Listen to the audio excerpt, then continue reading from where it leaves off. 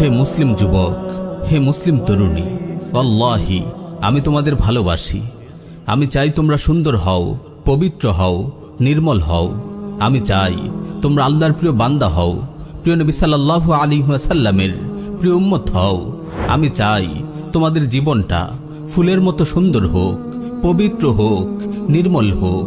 তোমাদের অন্তরটা শুদ্ধতায় ভরে থাকুক, তোমাদের হৃদয়ে উম্মার প্রতি ভালোবাসা জাগুক, তোমাদের হৃদয়ে জ্বলে উঠুক সেই ঈমান, সেই জজবা, যেই জজবা ছিল বদরের কিশোর সাহাবী মুআজ ও মুআউযের হৃদয়ে, যারা উম্মার হেফাজতের জন্য বুক টানটান করে দাঁড়িয়ে গিয়েছিল, উম্মতের ফিরআউন আবু জাহলকে জাহান্নামে পাঠিয়েছিল।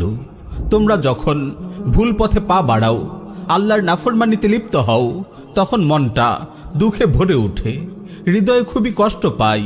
শুনেছি তোমাদের অনেকেই নিজেদের উপর এক মারাত্মক জুলুম শুরু করেছ। এটি এমন এক জুলুম, এমন এক নিকৃষ্ট জুলুম, যা কল্পনা করতেও আমার বুক শিউরে উঠছে।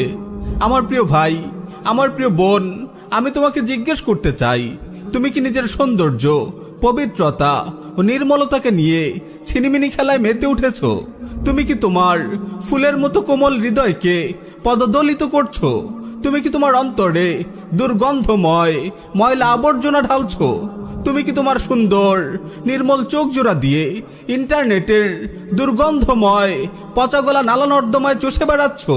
তুমি কি স্মার্টফোন কিংবা ল্যাপটপের জানালা দিয়ে মানুষরূপী সেই শূকরগুলিকে দেখছো, যারা ময়লা আবর্জনার ভাগাড়ে গড়াগড়ি খাচ্ছে আর পচাগলা নিয়ে টানাটানি করছে? ইন্না লিল্লাহি ওয়া ইন্না ইলাইহি রাজিউন। হে মুসলিম যুবক, কি হয়ে গেল তোমার? তুমি এতটা নিচু কিভাবে হতে পারো? তুমি কি শুদ্ধতার নবী, পবিত্রতার নবী, নির্মলতার নবী, সৌন্দর্যের নবী, রুচিশীলতার নবী মুহাম্মাদুর রাসূলুল্লাহ সাল্লাল্লাহু আলাইহি ওয়াসাল্লামের উম্মত নও? তুমি কি মহান সাহাবী ওসমান বিন আফফানের রুহানি সন্তান নও, যার হায়া, রুচি ও লজ্জাশীলতাকে ফেরেশতারা পর্যন্ত সম্মান করত? হে মুসলিম তরুণী, কি হয়ে গেল তোমার? তুমি কিভাবে এমন হতে পারো? তুমি কি সাইয়্যিদা খাদিজা তাহিরার রুহানি মেয়ে নও? তুমি কি উম্মুল মুমিনিন আয়েশা সিদ্দিকার রুহানি সন্তান নও? তুমি কি সাইয়্যিদা ফাতেমাতুজ জাহরার রুহানি মেয়ে নও? এমন পবিত্র নির্মল মায়ের মেয়েরা কিভাবে এতটা বেহায়া ও নির্লজ্জ হতে পারে? কিভাবে মানুষরূপী শূকরদের দুর্গন্ধময় নোংরা জগতে উকি দিতে পারে? ছি, ইন্টারনেটের এই নালা নর্দমাগুলোতে যেতে কি তোমাদের রুচিতে বাঁধে না? পচা দুর্গন্ধে কি তোমার দম বন্ধ হয়ে আসে না? তুমি কি তোমার হৃদয়ের সব সৌন্দর্য, নির্মলতা ও পবিত্রতাকে ঝেঁটিয়ে বিদায় করতে চাও? তুমি কি তোমার গোলাপের মতো সুন্দর সুবাসিত হৃদয়টিকে একপাল নোংরা শূকরের পায়ের নিচে পিষ্ট করতে চাও?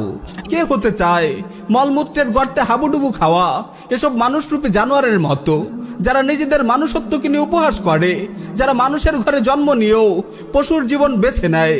আমি বলবো বালহুম আদাল, এরা জানোয়ারের চেয়েও নিকৃষ্ট। আমার ভাই ও বোন, তুমি কি মানসিক বিকারগ্রস্ত হয়ে পড়েছো? আমাকে বোঝাও, তুমি ওখানে কি করছো? তুমি একজন মুসলিম যুবক, তুমি এক মুসলিম তরুণী।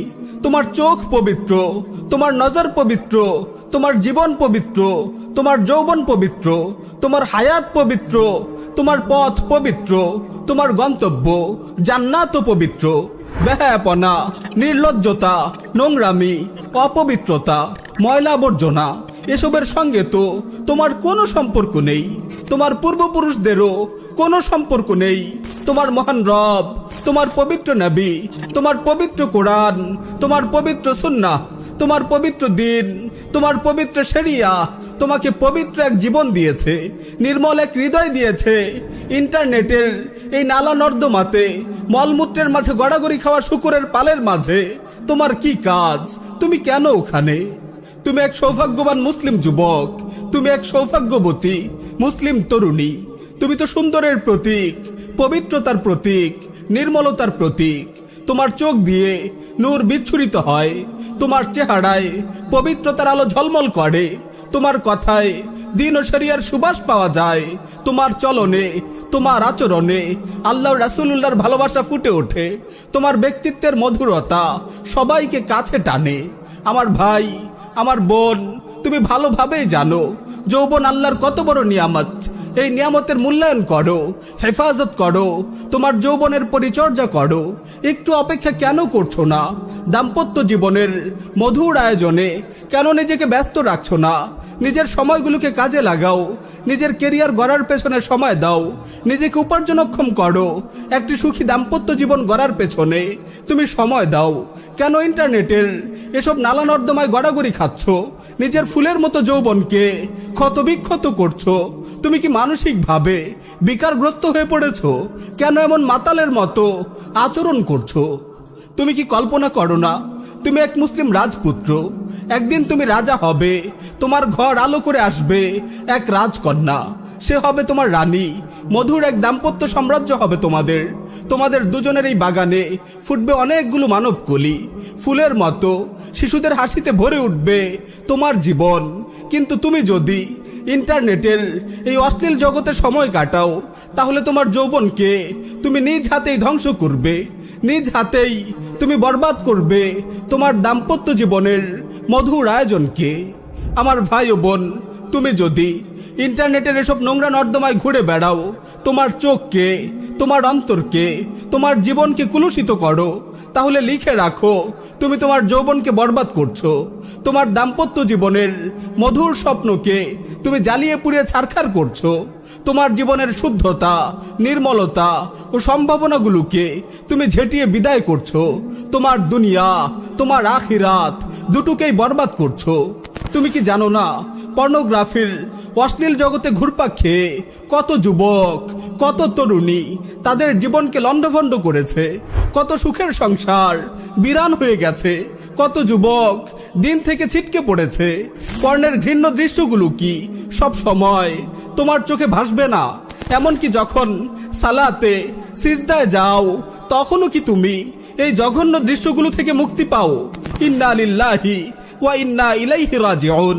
ভেবে দেখো, পর্নের নীল অন্ধকারে ডুবে থাকা অবস্থায় যদি তোমার মৃত্যু চলে আসে, তাহলে তোমার কেমন পরিণতি হবে? আমার ভাই ও বোন, তুমি মানসিক বিকারগ্রস্ত হয়ে গেছো, নইলে তুমি ইন্টারনেটের এসব নালা নর্দমায় পড়ে থাকতে না। কোনো সুস্থ মানুষ এখানে 1 মিনিট থাকলেও তার পেট উল্টে বমি আসবে, তার নিঃশ্বাস বন্ধ হয়ে আসবে। তুমি কেন এই সংকীর্ণ পচাগলা নর্দমায় পড়ে আছো? এসো, আমার হাত ধরো, আমি তোমাকে নিয়ে যাব সুন্দর এক পৃথিবীতে। তুমি আমার সাথে এসো, দেখো আল্লাহ তোমার জন্য কি সুন্দর পৃথিবী বানিয়েছেন। কেন তুমি আটকে আছো স্মার্টফোন আর ল্যাপটপের চারকোনা ওই ছোট্ট স্ক্রিনে? বাইরের পৃথিবী অনেক বড়, অনেক সুন্দর, অনেক নির্মল। ওই দেখো নির্মল নীল আকাশ চারিদিকে গোল হয়ে নেমে এসেছে, মৃদুমন্দ হাওয়া গাছের পাতায় দোলা দিচ্ছে, বাগানে ফুল ফুটেছে, প্রজাপতি উঠছে, পাখিরা গান ধরেছে। ওই দেখো আকাশ কালো হয়ে বৃষ্টি ঝরছে, শূন্য খেলার মাঠ তোমাকে হাত ছানি দিয়ে ডাকছে। তুমি নীল রঙের ওই অন্ধকার ছেড়ে বের হয়ে এসো, খেলাধুলা করো, শরীর চর্চা করো, বাইরে ঘুরে বেড়াও, আল্লাহর সৃষ্টি জগৎ দেখো, একা থেকো না। আমার ভাই, তুমি যদি এই জীবন ও যৌবন বিধ্বংসী আসক্তি কাটাতে চাও, তাহলে নিজেকে স্মার্টফোন ও ল্যাপটপ থেকে নিরাপদ দূরত্বে সরিয়ে নাও। অন্তত 3 মাসের জন্য তুমি স্মার্টফোন ও ল্যাপটপকে বিদায় জানাও। এটি একটি অব্যর্থ চিকিৎসা। ইনশাআল্লাহ তুমি সুস্থ হয়ে উঠবে। যদি তোমার পড়াশোনা বা কাজের জন্য স্মার্টফোন ও ল্যাপটপ ব্যবহার করা জরুরি হয়, তাহলে দুটো কাজ করো। তোমার মেমোরি কিংবা হার্ড ড্রাইভ থেকে পর্নের নোংরা আবর্জনাগুলো ডিলিট করে দাও, আর ইন্টারনেট ইউজ করাও বন্ধ করে দাও। যদি পড়াশোনা ও কাজের প্রয়োজনে ইন্টারনেট ইউজও করতে হয়, তাহলে তাকে একটি লিমিটে নিয়ে এসো। প্রিয় ভাই ও বোন, সাবধান, তুমি এই নীল অন্ধকারে 1 মুহূর্ত থেকো না। তাওবা করো, অনুতপ্ত হও, অনুশোচনার অশ্রুতে নিজেকে ধুয়ে মুছে সাফ করে ফেলো। একজন মুসলিম যুবক, একজন মুসলিম তরুণী এমন অপবিত্র জীবন যাপন করতে পারে না। আল্লাহর অমূল্য নিয়ামত চোখ দুটোকে এমন নিকৃষ্ট ব্যবহার করতে পারে না।